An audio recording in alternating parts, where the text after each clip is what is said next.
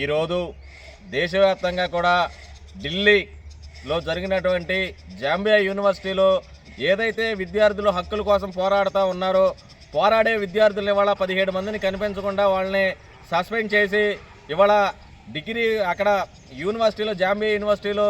వాళ్ళ హక్కుల కోసం ఏదైతే వాళ్ళకి కావాల్సిన సబ్జెక్టులు ఉన్నాయో మేజర్ సబ్జెక్టులు తీసేయమని వాళ్ళ అక్కడ విద్యార్థులు పోరాటం చేస్తూ ఉంటే వాళ్ళ అక్కడ కూడా మోడీ ఏదైతే షా గవర్నమెంట్ వీళ్ళు తీసుకొస్తున్న ఆర్ఎస్ఎస్ విధానం ఇవాళ విద్యా విధానాన్ని మొత్తం కూడా సర్వనాశనం చేసే విధంగా శాస్త్రీయ విద్యా విధాకరణాన్ని నాశింపజేసి ఇవాళ మూఢనమ్మకాల వైపు తీసుకెళ్లే విధంగా అక్కడ యూనివర్సిటీలో కోర్సులు ప్రవేశపెడతా ఉంటే అక్కడ ఆల్ ఇండియా స్టూడెంట్ అసోసియేషన్ ఐసా ఇతర విద్యార్థి సంఘాలు అందరూ కూడా ఇవాళ గేటు ముందుకు వచ్చి ధర్నా చేస్తుంటే వాళ్ళపైన అక్రమంగా లాఠీ చార్జ్ చేసి అక్కడ 17 మంది విద్యార్థుల్ని సస్పెండ్ చేశారు. వాళ్ళని ఎందుకు సస్పెండ్ చేశారంటే అక్కడ యూనివర్సిటీ వీసీ కూడా వాళ్ళ సమాధానం చెప్పలేని పరిస్థితుల్లో ఇవాళ విద్యా వ్యవస్థని సర్వనాశనం చేస్తున్నారు మోడీ. ఇవాళ తక్షణం అందుకని ఇవాళ దాన్ని వెంటనే కూడా ఉపసంహరించుకొని 17 మంది విద్యార్థుల్ని కాలేజీలో